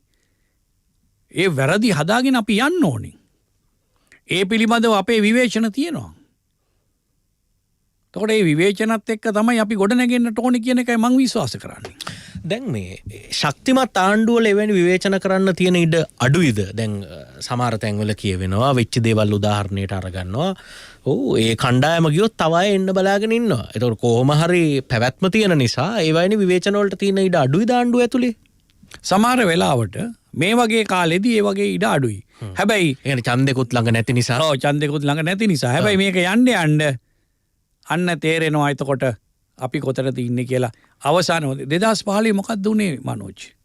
2015ට කිට්ටු වෙන්න 2013 14 12 13 වෙනකොට විවේචන එල්ල වෙන්න පටන් ගන්නවා. ඒ විවේචනයේ ගොඩක් බාහිරින් එන විවේචනයක් පමණක් වෙනවා මුලින්. නමුත් පසු ඇතුළෙනුත් විවේචන එනවා. පාර්ලිමේන්තුව තුල අපෙත් එක්ක කතා කරපු අය අපි දන්නවා මොන වගේ විවේචනද එල්ල කළේ කියලා. ඒවා ගොඩනැගීම සඳහා නෙමේ කඩා බිඳ දැමීම සඳහා වූ විවේචන. මේ අවසානයේදී අපි දැකපු කණ්ඩායම මෙහා පැත්තට ගියා. ඒ ගිය අය අපෙත් එක්ක කිව්වා. අපිටත් කතා කළා. හැබැයි අපි රටත් එක්ක හිටියේ. රටත් එක්ක කියන්නේ රට බේරගත්ත නායකයත් එක්ක අපි ඉන්න ඕනේ කියන තීරණය තමයි තාත්තත් මමත් හිටියේ දා. අපිට බොහොම හොඳ වාසි ගන්න තිබුණා ඒ වෙලාවේ. ඔබ දන්නවා මේ රටේ දේශපාලඥයෝ එහාට මෙහාට පයින්නකොට කොච්චර මුදලක් හම්බ වෙනවද කියලා. අනෙකුත් වරප්‍රසාද මොනවද කියලා ඔබ දන්නවා. නමුත් ඒ වැඩ ඒකම නම් ක්‍රියාත්මක වෙන්නේ. දැන් තව අවුරුදු 2-3ක් යනකොට ඔබට බලා ගන්න පුළුවන් මොකද්ද තත්ත්වය කියලා. මේ විදියට මේ රට යනවනම් මේ ආර්ථිකය කඩාගෙන වැටිගෙන යනවනම් ඒ ආර්ථිකය කඩාගෙන වැටිගෙන යනකොට දේශපාලන දේහය දෙදරන්න පටන් ගන්නවා. ඉරිදලනවා. අන්න එතකොට තමයි සැබෑ ස්වරූපය මතුවෙන්නේ ගොඩක් දේශපාලඥයින්. සල්ලි වලට, තනතුරු වලට, වෙනත් වරප්‍රසාද වලට මේ ඉඳන් එහෙට පයින්නෝ, ඒ ඉඳන් මෙහෙට පයින්නෝ. ඒ දේ වෙනවා. ඒ කියන්නේ එතකොට හොඳ අවස්ථාවකුත් හම්බ වෙනවා. දැන් සමහර වෙලාවට මේ අපි වගේ රටවල් වල දේශපාලනය මෙහෙවන්න පිට ඉඳලා පිරිස් බලාගෙන ඉන්නවා කියලා කියවෙනවනේ. ඒක ඇත්ත. ඔව්. ඒ කියන්නේ මෙහෙම දේශපාලන පක්ෂ පුංචි කණ්ඩායම් වලට කැඩිලා බලපෑම් කරන්න පුළුවන් පුංචි කොටස් ආණ්ඩුවක් ඇතුලේ ඉන්න එක ඕනෑම ආණ්ඩුවක එවැනි කණ්ඩායම් වලට ලේසි. එතකොට රටේ අවශ්‍යතාව වෙනුවට ඔවුන්ගේ අවශ්‍යතාව වෙනුවෙන් ඔවුන් මෙහෙවනවා සහ එහෙම මෙහෙවෙන පිරිසුත් ඉන්නවා කියලා කියනවා. ඔබ කියන විදිහට ඔය වගේ විවේචන සහ ක්‍රියාදාමයක අවසානයේ ප්‍රතිඵලය ඒ වගේ තැනක් වෙන්න පුළුවන්. ඒක තමයි 2015 පස්සේ උනේ.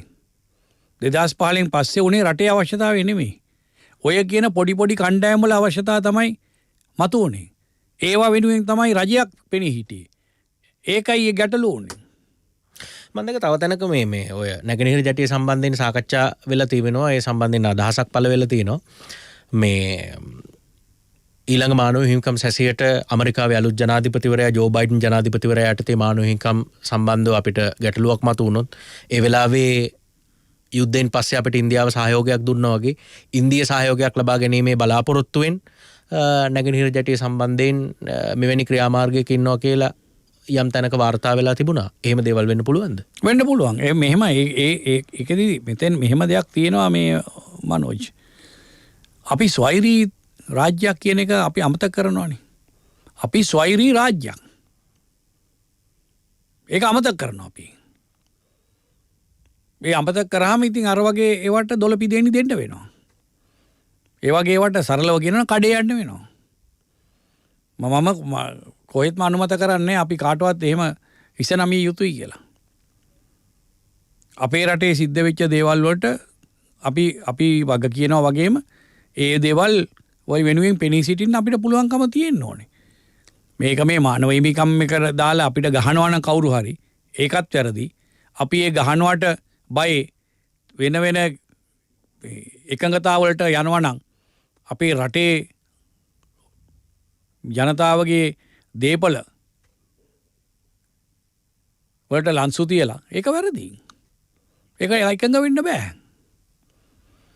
ඇයි මම දැන් ඔබෙන් අහනවා ඇයි මේ ජැටිය අපේ අයට දියුණු කරන්න දෙන්න බැරි? ඇයි අපේ ආයෝජකයන් දෙන්න බැරි? ශ්‍රී ලංකාවේ ආයෝජකයෝ. එහෙමයි නැද්ද? මම දැක්ක එහෙම වෙලාවක සාකච්ඡා වෙලා තියෙනවා ඉස්සරහට බටහිර ජැටියකුත් එනවා. ඒක පුළුවන් අපේ ආයෝජකයන්ට ආයෝජනය කරන්න වගේ අදහසක්. නෑ එහෙම ජැටිය එහෙම එනවා මෙහෙම එනවා කිය ඉතින් ඒක එහෙමනම් අපිට කියන්න පුළුවන්නේ. ඒ කලබල වෙන්නේ නැහැ. අවුරුදු 25ක් යනකොට මේ රට මේ වගේ තත්යකට එයි. ඉතින් එහෙමනම් ඒකත් කියන්න පුළුවන්නේ අපිට. එහෙම කියලා මේ තියෙන දේවල් ඔක්කොම නැති කරගන්න එක නෙමෙයිනේ වැඩේ. ඔව්. නෑ ඉතින් බැලුමට පේන්න පුළුවන්. ඕ බටහිරත් ආයෝජනය කරන්න පුළුවන්. නැගෙනහිර ජැටියටත් ආයෝජනය කරන්න පුළුවන්. කොටම ආයෝජනය කරන්න පුළුවන්. අපේ මිනිස්සු එහෙම අපි හදන්න ඕනේ. ඒ අයට අපි ආරාධනා කරන්න. ඒ අයට පහසුකම් දෙන්න. අපේ දැන් අපි උතම උදාහරණයක් ඇටියට මේ ආයෝජන මණ්ඩලය කියලා දෙයක් තියෙනවානේ ආයෝජන මණ්ඩලය කියලා. දැන් පිට රටින් සල්ලිගෙන ඒ අයට පිට රට අයට ඕනි තරම් පාසුකම් දෙනවා. ඇයි අපේ මිනිස්සුන්ට පාසුකම් දෙන්න බැරි? අපේ ස්වදේශීය කර්මාන්තකරුවන්ට පාසුකම් ටික දෙන්නකෝ.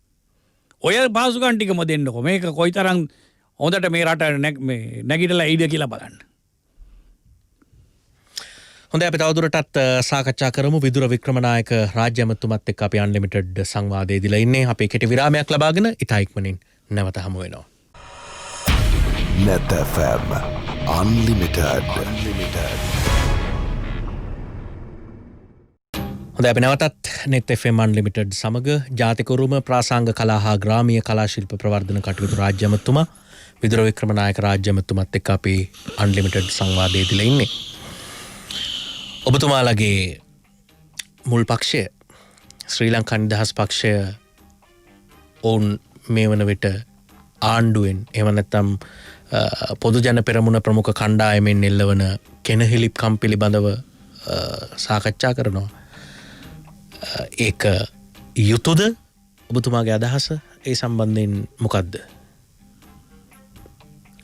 අපි කාට හරි එහෙම එන්න කියලා අපෙත් එක්ක එකතු වෙන්න කියලා එහෙම කෙනෙහිලිකම් කරනවා නම් ඒක සදාචාර විරෝධී. නොකළ යුතු දෙයක්. හරියට මේ කාට හරි එන්න කියලා අපේ ගෙදරට ආවට පස්සේ දොරගුළු ලාගෙන දොරවල් ටික වහලා එමිනියට ගහනවා වගේ වැඩක් නේ. ඒක කරන්න නරකයි. මොනවා හරි ප්‍රශ්නයක් තියෙනවා නම් ඒවා සාකච්ඡා මගින් විසඳගත යුතුයි. ඒ වගේම මේ තැන් වල කතා කරන එකත් වැරදි ඒ සම්බන්ධව. මේ දෙකේම අයට මම කියන්නේ. දෙගොල්ලෝ කතා බහ කරගෙන තියෙන ප්‍රශ්න විසඳ ගන්න එක තමයි වඩා හොඳ. කියන්නේ ආරම්භයේදීම ඔවුන්ට ඒ කෙනෙහිලිකම් කරාය කියන කාරණේ මුලින් පොරොන්දු වුණා කැබිනට් ඇමති දුර 3ක් සහ රාජ්‍ය ඇමති දුර 5ක් දෙන්න. පස්සේ ඒක කැබිනට් 2යි රාජ්‍ය 3යි බවට පත් වුණා. හිටපු ජනාධිපතිතුමාට 20 වෙනි සංශෝධනයේදී නියෝජ්‍යකමෙත් අනතුරක් දෙන්න එවැනි සංවාදයක් තිබුණේ ඒව ලැබුණේ නැහැ. ප්‍රාදේශීය මට්ටමේ දේශපාලනඥයින්ව සංවර්ධන කටයුතු සඳහා දායක කරගනිද්දී ශ්‍රී ලංකා නිදහස් පක්ෂයේ පිරිසට කුඩම්මගේ සැලකිලි දක්වන්නේ මේ වගේ චෝදනා කීපයක් තියෙනවා. මම තාමත් ඉන්නේ අර මුලින් කියපු දේ පළවෙනියට කියපු දේ.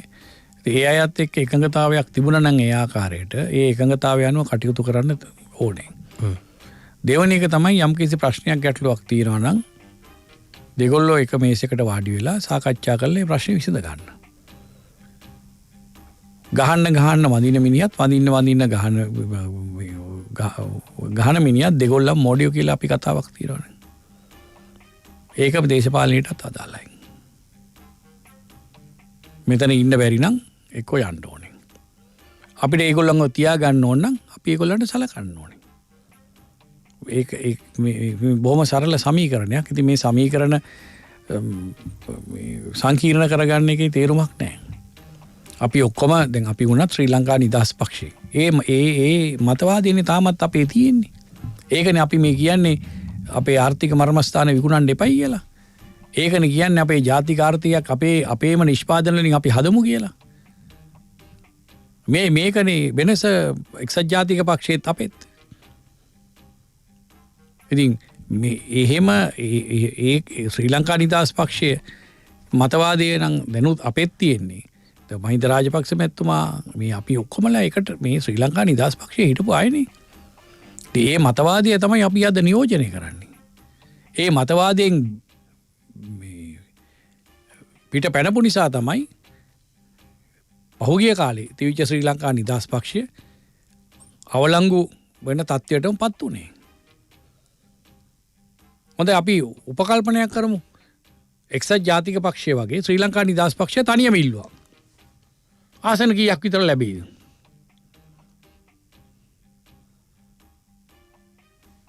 අර ඡන්ද ලක්ෂ 13 හම්බ වෙයිද? නෑ. එක්සම හොන් කියන්නේ.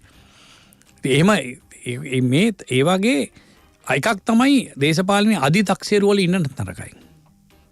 අපි හැමතිස්සෙම අධි තක්සේරු වල ඉන්න. අපිට තමයි මේක කුම මේක තියෙන්නේ බලයේ තියෙන්නේ. දැන් කළුතර දිස්ත්‍රික්කේ අපි පළවෙනියා වුණානේ මනෝජ්. එහෙම කියලා මං අධි තක්සේරුවකට එනවනම් අපි අදටවත් කොයිවත් මේවා කියන්නේ නැහැ නේ. ඒක ජනතාවගේ කැමැත්ත. නමුත් ඒකෙන් අපි ඔළුව උදුම්මගෙන කටයුතු කරන්න හොඳ නැහැ. ඒ වගේම තමයි පක්ෂවත් කණ්ඩායමුත් එහෙම යම් කිසි එකඟතාවයකට ආවනම් ඒ එකඟතාවය අනුව කටයුතු කරන්න ඒගොල්ලෝ සූදානම් වෙන්න ඕනේ. අර දැන් ආණ්ඩුව පවත්වගෙන යද්දී මුලින් තිබුණු අදහස් නැද්ද? දැන් අපි දැක්කා ගම් නගර සිසාරා පෝස්ටර් කටවුට් වදිනවා මෙන්න මෙවැනි අය අපේ අලුතෙන් හදන ආණ්ඩුවේ නොසිටිය යුතුයි. එහෙම හිටියොත් අපි දාලා යනවා, අපි බැහැලා යනවා. ඒ වගේ උදාන වාක්‍ය ගොඩක් අහන්න තිබුණා. ඒව දැන් බලය ලැබුණට පස්සේ වළංගු නැද්ද? ඒ කියන්නේ එකතු වෙන ඕනෑම කණ්ඩායමක් එකතු කරගෙන අවශ්‍යතාවයේදී එකතු කරගෙන ආණ්ඩුව කරගෙන යන්න එහෙම කැමති එහෙම විරෝධතා නැද්ද ඇතුලේ? බලේ තියෙනකොට මොලේ නැහැ, මොලේ තියෙනකොට බලේ නැහැ. මට ඉතින් ඕකට කියන්න තියෙන්නේ ඔච්චරයි. හැබැයි අපි හැමදාම එක ප්‍රතිපත්තියක ඉන්න ඕනේ. එක ප්‍රතිපත්තියක් තියෙන්න ඕනේ. අපි ඡන්දෙට ඉස්සෙල්ලා එකයි, ඊට පස්සේ ඡන්දෙදී තව එකයි, ඡන්දෙන් පස්සේ තව එකයි එම කියන්න අවශ්‍ය නැහැ. අපි කිව්වා නම් මේ අයව ගත්තොත් අපි අයින් වෙනවා කියලා. එහෙම නැත්නම් මේ ආණ්ඩුවට විරෝධයක් දක්වනවා කියලා අපි ඒක කරන්න ඕනේ. එහෙම නැතුව දැන් ඔබ අහන්නේ අපි හිතමු ඔය පාස්කු ප්‍රහාර වලට සම්බන්ධයි. එතකොට ඒගොල්ලෝ අරගන්නේ අපේ පැවැත්ම සඳහාද? එහෙම නැත්නම් ඒ අයට ගේ පැවැත්මක් අපි හදලා දෙනවද මේ දේශපාලනය තුළ? ඒකනේ අපිට හිතන්න වෙන්නේ. ඒකට අපිට එකඟ වෙන්න බෑ. ඒ පාස්කු ප්‍රහාර වලට සම්බන්ධ අය සරලව කියමු විල්පත්තුව කපපු අය කියලා. රජයට එකතු කර ගන්නවට අපේ නම් එකඟතාවයක් නැහැ. විල්පත්තුව කොයි කාලේ කපපු අයද? ඔය හැම කාලෙකම කපපු අය. ඔය එකම කට්ටියනේ කැපුවේ එක කාලවල වලදී කැපුවා. කියන්නේ කවුරුත් ඒවට එරෙහි නෑ ඒ කාලේ. කියන්නේ Tamanට සහයෝගය තියෙනවා නම් එච්චරයි. එහෙමද? එරෙහි වෙන්න ඕනේ දේවල් වෙලාවට එරෙහි වෙච්ච කණ්ඩායම් ඉන්නවා. අපේ රජයේ ඒ දවස්වල රජය ඇතුළෙත් හිටියා. හැබැයි එයාට මතුවෙන්න දුන්නෙත් නැහැ. මේකම මැතිවරණ දෙකක් එක විට ආවා. ඒකත් එක්ක මේවා යටපත් වුණා. බයි අවාසනාවන්ත සිද්ධිය මම කියන්නේ අවාසනාවන්ත සිද්ධීන් තමයි අපේ රටේ ජාතික ප්‍රතිපත්තියක් නැතිවීම. කෘෂිකර්මයට විතරක් නෙමෙයි. දැන් අපේ රටේ බීජ ඒකාධිකාරයක් තියෙනවා. අපි පිළිගත්තත් නැතත් බීජ ඒකාධිකාරයක් තියෙනවා. තව අවුරුදු 10ක් යනකොට මේ ඒකාධිකාරය මේ ආකාරයට ක්‍රියාත්මක වුණොත් මනෝජ් මුළු කෘෂිකර්මයේම ඒගොල්ලන්ගේ අතට යනවා. නිලධාරීන්ව සල්ලි දීලා ගන්නවා. ඒ සල්ලි දීලා ගන්න නිසා තමයි පොහොර මේ තමයි ප්‍රශ්නයක්කට ඇවිල්ලා තියෙන්නේ. එතකොට අපි හිතමු අපි ලංකාවේ කෘමිනාශකයක් ඇදුවයි කියලා කොහොම හරි ඒ වගේ දෙයකින්. නමුත් ඕකට ඉඩ දෙනවද කියන්න මේ තියෙන මේ යාන්ත්‍රණේ ඉඩ දෙන්නේ නැහැ. මෙහරට සමහර නිලධාරී මේගොල්ලන්ගේ සාක්කුවේ ඉන්නේ. ඉතින් ඒ වගේ මේ අපිට ජාතික ප්‍රතිපත්ති අවශ්‍යයි, අත්‍යවශ්‍යයි. අධ්‍යාපනයට නැහැ, සෞඛ්‍යයට නැහැ. එතකොට සෞඛ්‍යයට ජාතික ප්‍රතිපත්තියක් තිබුණා නම් මෙහෙම ගැටලුවක් එන්නේ නැහැ නේ. ඔබ ඔය මුලින් ඉඳන් අපි සාකච්ඡාව පටන් ගත්ත තැන. ඔව්. එතකොට මෙහෙම ප්‍රශ්නයක් නැහැ. අපිට ප්‍රවාහණයට තියෙනවද ජාතික ප්‍රතිපත්තියක්? ප්‍රවාහණයේ තියෙන ප්‍රතිපත්තිය මොකද්ද? අපි පැය ගණන් පාරවල් වල රස්තියාදු වෙන අපේ රටේ මිනිස්සු. මිනිස් පැය කොච්චරද මේ? මේවා ගැන කිසිම හැඟීමක් නැහැ. විරුද්ධ පක්ෂයේ ඉන්නකොට අපි කතා කරනවා. ආණ්ඩු පක්ෂයට ආවහම ඒවට පිළියම් නැහැ. දැන් ඔය මේ පිළියම් හොයාගන්න බැරි ප්‍රශ්නවලට උත්තර හම්බ වෙයිද? පළාත් සභා ඡන්දෙත් තියලා ඒම හැමතිලා ටිකයි නේ පළාත් සභා අනවශ්‍යයි කියන තැන මම ඉන්නේ. ඒ කියන්නේ පළාත් සභා ඡන්දයක් එපා කියන එක. ඡන්දේ නෙමෙයි පළාත් සභා අනවයි ක්‍රමවේදයම ක්‍රමේම අවශ්‍ය නැහැ. හැබැයි ඔබේ පැත්තේ ලොකු පිරිසක් ඔබේ මතයත් එක්ක නැතුව ඇති. වෙන්න ඒක මට අදාළ නැහැ. ඇයි ඒ කියන්නේ පොදු අදහසක් නම් ඒක දැනෙන දෙයක් නම් ඇයි වටා එකතු වෙන්නේ නැත්තේ? පොදු අදහස මොකද්ද? මේ රටේ ජනතාවගේ අදහස මොකද්ද? පළාත් සභා පළාත් සාමාන්‍යයෙන් කියන්නේ සුදු අලියෙක් කියලානේ. මේක සුදු තල්මහෙක්. අලියෙක් නෙමෙයි. තකොට එහෙම දේකට අපි එකඟ විය යුතුද?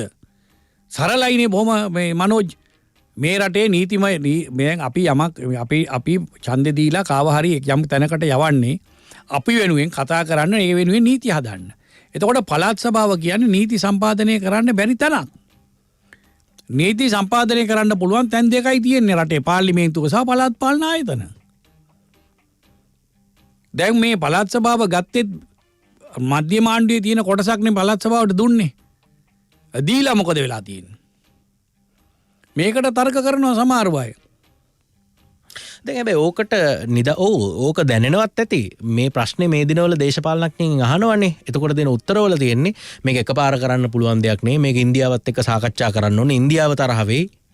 ඒ වගේ අදහසුත් තියෙනවනේ. ස්වෛරී රාජ්‍යයක් අපි ස්වෛරී. නමුත් අපි වෙන කවුරුත් දීපු එකක් මේ කරගහගෙන යන්නේ. ඒක තමයි.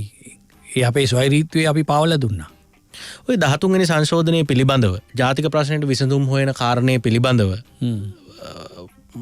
තවදුරටත් සංවාදනය තියෙන්නේ. ඒ කියන්නේ ඉන්දියාව හරි තරහ වුණොත් තරහ වෙන්නේ ප්‍රශ්නිෂ්ඨ නොවුණු හින්දා නෙවෙයිද? ඒ කියන්නේ අදාළ ප්‍රශ්නට උත්තරේ නොලැබුණු හින්දා නෙවෙයිද? අපි ඔය ජාතික ප්‍රශ්නය විසඳන්න නම් 13 වෙනි ව්‍යවස්ථා සංශෝධනය ගෙනාවේ. ඒකෙන් විසඳුණාද කියලා කියන්නකෝ මට. විසඳුනේ නෑනේ. විසඳුනේ නැහැ කොහොමද අපි විසඳුවේ? අවසානයේදී යුද්ධමය පිළිතුරක් දෙන්නම සිද්ධ වුණානේ. ඒකෙන් තමයි විසඳුනේ. හැබැයි මම කියන්නේ එක් කණ්ඩායම මේ අපේ රටේ ජීවත් වෙන කණ්ඩායම් අතර තිබෙන ගැටුම් අරුබුද යුද්ධයෙන් පමණයි විසඳන්නට පුළුවන් කියලා. අපි එකිනෙකා කෙරේ ගෞරවය තියෙන්න ඕනේ. අපි එකිනෙකා කෙරේ අවබෝධයක් තියෙන්න ඕනේ. සුහදත්වයේ තියෙන්න ඕනේ. අපිට බැරි වුණා තාමත් ඒ පාලම හදාගන්න. අපි මොනතරම් සංවර්ධනය ගෙනාවත් අපි මොනතරම් පාලම් ගණනාවක් හැදුවත් අපේ හදවත් යා කරන පාලම අපිට හදාගන්න බැරි වුණා ඒ ජනතාවත් එක්ක. අන්න එතන ගැටලුවක් තියෙනවා. ඒ වැඩ පිළිවෙලටයි අපි යන්නට ඕනේ. අපි ඔක්කොම එක රටේ මිනිස්සුයි කියන හැඟීම අපිට තියෙන්න ඕනේ. තාමත් ඒක නෑ. පාර්ලිමේන්තුවේ ඒගොල්ලෝ කතා කරන්නේ උතුර සහ නැගෙනහිර ප්‍රශ්න ගැන පමණයි. අපි රට ගැන කතා කළත් ඒගොල්ලෝ කතා කරන්නේ ඒගොල්ලන්ගේ මිනිස්සුන්ට සිද්ධ වෙන අසාධාරණ විතරයි. ඒක අසාධාරණ නෑ ඒගොල්ලෝ කතා කරන එක. ඔව්. ඒ කියන්නේ මූලිකම කාරණේවත් උන්ට ඉෂ්ට වෙලා නැත්තම් මුලින්ම උන්ට පෙනී ඉන්න වෙන්නේ ඒ කාරණේ වෙනුවෙන්. ඒකට ඇයි අපි එහෙම ඒවට ඉඩ දෙලා තියෙන්නේ? මේ රටේ අපි බැලුවොත් මේකේ රටේ තියෙන මූලිකම ප්‍රශ්නේ දුප්පත්කම නෙමෙයිද? කුසගින්න නෙමෙයිද? විරගියාව නෙමෙයිද? මේ තියෙන පොදු ප්‍රශ්න ටික නෙමෙයිද අපි හැමෝටම තියෙන්නේ? මෙන්න මේ ගැන අවබෝධයක් අරගෙන ඒ වෙනුවෙන් වැඩ පිළිවෙලක් හදලා උතුරට නැගෙනහිරට අය විතරක් නෙවෙයි මුළු මහත් රටටම එක ආකාරයකට සලක ගන්න පුළුවන් වුණොත් ප්‍රශ්නේ මම හිතනවා ගොඩක් දුරට විසඳෙලා. දැන් අර ඔබතුමා මතු කරපු තව තැනක් විරකියාව සම්බන්ධයෙන් ප්‍රශ්නය. අපි විරකියාවට උත්තර දෙන්නේ ගොඩක් වෙලාවට ආණ්ඩුවේ රස්සා දීලානේ. දැන් ඇතැම් අවස්ථාවල එහෙම උත්සාහ කරනවා. මේ කාලෙත් යනවා පෞද්ගලික අංශය දියුණු කරලා පුළුවන් නම් රැකියාව අවස්ථා වැඩි කරලා ඔවුන්ව රැකියාගත කරන වැඩ පිළිවෙල. ඒ අතරේ රජයේ රස්සා දෙන්න ලොකු උනන්දුවක් තියෙනවානේ පත් වෙන හැම ආණ්ඩුවකටම. එතකොට මේ හැබැයි අපිට දැන් අහනවා මේ බන්ධනාගාරේ කොවිඩ් කාලෙත් ඒ තත්ත්වය කළමනාකරණය කරගන්න බැරි වුණා සේවකයන්ගේ නිසා. පොලිසිය නිසැවරෙන් ක්‍රියාත්මක කරගන්න බෑ. පොලිස් නිලධාරීන්ගේ හිඟයක් තියෙනවා. හැබැයි ප්‍රාදේශීය ලේකම් කාර්යාලයකට දිස්ත්‍රික් ලේකම් කාර්යාලයකට ගියොත් පිරෙන්න සෙනග ඉන්නවා. සමාන නිලධාරීන්ට වාඩි වෙන්න ඉඩත් නැහැ. ඔවුන් ක්ෂේත්‍ර ගත රැකියා කියලා කියන උන් ක්ෂේත්‍රයේද ඉන්නේ නිවසේද ඉන්නේ කියලා හොයන්නත් බැරි තැන් සමහර ලාවට තියෙනවා කියලා අපිට එහෙම තොරතුරුත් අහන්න තියෙනවා. මේ විරකියාවට උත්තර දෙන විදිය ඒක හරියද? වැරදි. මේ වැරදි. නමුත් දිගින් දිගටම එහෙම නේද අපි ඒක තමයි මේ රටේ අපි ඇති කරන්න ඕනේ රැකියා ලබා ගැනීමේ පරිසරය. ඒකයි අපි හදන්න ඕනේ.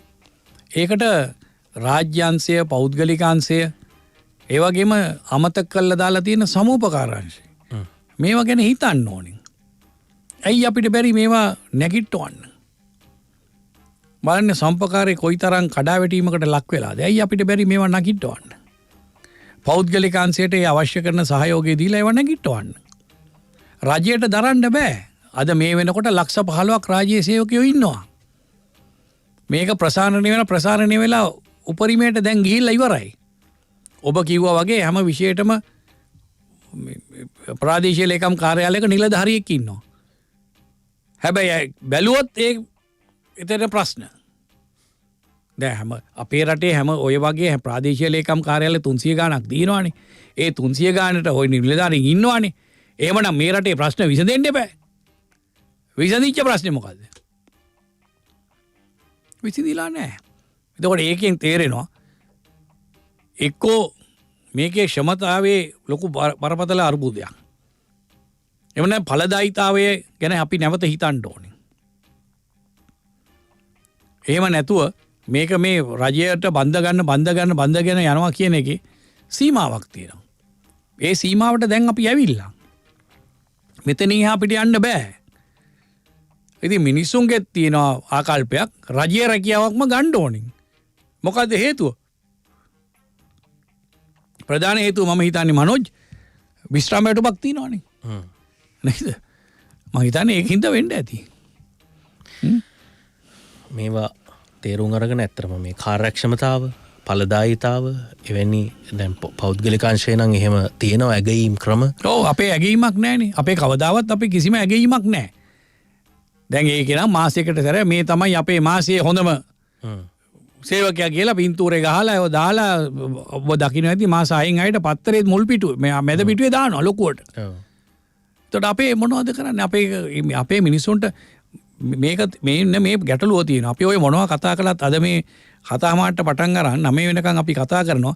හැබැයි අපි අභිමානය ගැන හිතනවද? අපේ රටේ මිනිස්සුන්ගේ අභිමානය. අපි හැමෝටම අභිමානයක් තියෙනවා. ඒ අභිමානය නැති වෙගෙන යනවා. ඒ නැති වෙගෙන යන තැන තමයි අපේ රටේ ස්වෛරී භාවය නැති වෙන්නේ. ඒකත් එක්ක තමයි අපි අනිත් රටවල් වලට දණ්ඩ නමස්කාරය කරන්න පටන් ගත්තේ. අපේ වටිනාකම් අපේ හරපද්ධති මේවා ඔක්කොම අමතක කරලා. වෙන ඒවට අවඩන්න පටන් ගන්න අර අභිමානය නැති වුණාම. ඒ අභිමානය ඇති කරන්න නම් මනුස්සකම කියන දේ තියෙන්න ඕනේ. අද මනුස්සකම අපෙන් පැනලා ගිහිල්ලා. මනුස්සකම නෙමෙයි අද අපි රුපියල් 7 වලටයි වඳින්නේ. මනුස්සකමට නෙමෙයි. මේක නැවත ඇති කරන්න ඕනේ මේ සමාජයේ. ඒකයි අපිට හුරු වෙච්ච ක්‍රමය. ඒකයි අපේ ලේමස් ඇටනහර වලට කිදා බහැපු දේ.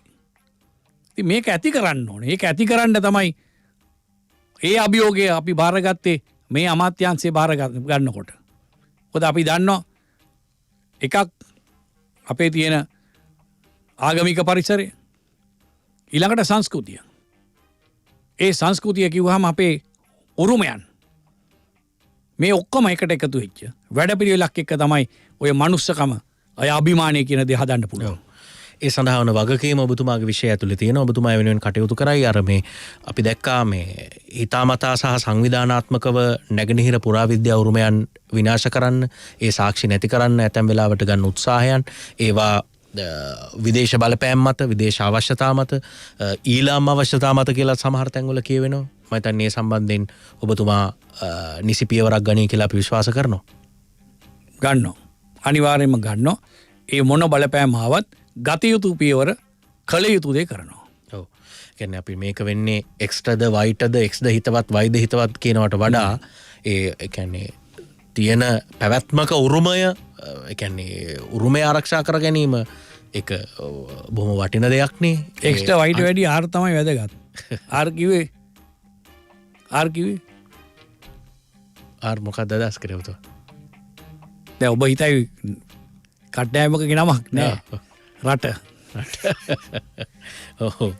අපි රට වෙනුවෙන් තමයි වැඩ කරන්න අවශ්‍ය. හොඳයි මම හිතන්නේ අපිට 2021 ගැන යහපත් බලාපොරොත්තු තියන්න පුළුවන්ද? අපි විවේචන මතමද අපිට ඉන්න වෙන්නේ විද්‍රෝහී ක්‍රෝනායක රාජ්‍යය? අපි ඒක තමයි අපි සියලු දෙනාම එකට එකතු වෙන්න ඕනේ කිය මම ඒකයි. මම මෙහෙම කියනකොට සමහර අය කියනවා ඉතින් අපි ඔයගොල්ලන් ඇරලා තියෙන එකටනේ කියලා. මේක නෙමෙයි. පුරවැසි හැටියට අපේ වගකීමක් තියෙනවා.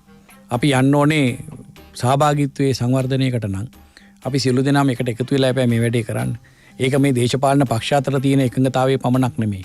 රටේ මිනිස්සු හැටියටත් අපේ තියෙන යම් යම් මතභේද මතවාද එහෙම නැත්නම් අපි කණ්ඩායම් වලට ඒ තියෙන හිතවත්කම් අපි ආගම් වශයෙන් හෝ ජාතින් වශයෙන් හෝ ඒවා පැත්තකින් තියලා රටක් හැටියට ඉස්සලා නැගිටින්න ඕන. ඒ රටක් හැටියට නැගිටින්න මම හිතනවා මේ 2021 වෙන 2021 වර්ෂය අපි භාවිතා කරමු කියන උපයෝගී කරගමු කියන ඉල්ලීම තමයි අපි කරන්නේ. එමනම් බේවින් සූතිවන්ත වෙනවා අපි ජනතාව විදිහට රට විදිහට 2021 අපිට අභියෝග තියෙනවා අභියෝග මතින් අපි බලාපොරොත්තු වෙන ගමන යන්න අපිට හැකිවන වසරක් වෙන්න කියලා අපිම ප්‍රාර්ථනයක් එක්කාසු කරගමු. අවුරුද්දක් ගෙවෙන වෙලාවේ 2020 වසරේ අවසාන අන්ලිමිටඩ් වැඩසටහන අපි බේවින් සූතිවන්ත වෙනවා ජාතික උරුම ප්‍රාසංග කලා හා ග්‍රාමීය කලා ශිල්ප ප්‍රවර්ධන කටයුතු රාජ්‍ය ඇමතුමා විදුර වික්‍රමනායක ඇමතුමාට බොහොම ස්තුතියි මනෝජ්. ඒ වගේම මනෝජ්ටත් මේ කාර්ය මණ්ඩලයටත් ඒ වගේම මේ ආයතන ප්‍රධානීන්ට ඒ වගේම ශ්‍රී ලංකාවාසී ලෝකවාසී සියලු දෙනාටම සැප සතුට සාමය සොම්නස සෞභාග්‍ය හා ජයපිරි 2021ක් උදා වේවා කියලා ප්‍රාර්ථනා කරනවා. වැඩදායි පළදායි නවසකට අපිත් ප්‍රාර්ථනා එක්කාසු කරමින් නැවතත් ඔබතුමාට බේවින් ස්තුතිවන්ත වෙමින් අපි අන්ලිමිටඩ් තුලින් සමුගන්නවා ප්‍රාර්ථනය සැමට සුබ දවසක් සුබ රාත්‍රියක් ආයුබෝවන්. Net FM Unlimited.